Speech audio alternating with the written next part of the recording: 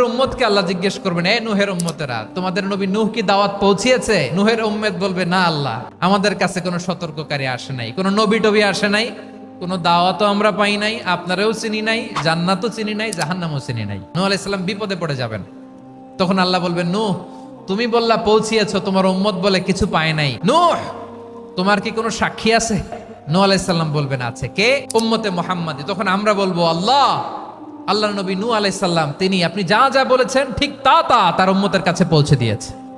এবার নূহের উম্মতের সাথে আমাদের ঝগড়া লাগবে। তারা বলবে, তোমরা আসছো আমাদের হাজার হাজার বছর পরে, তোমরা কি করে জানলা? তোমাদের সাক্ষী ধর্তব্য হবে না?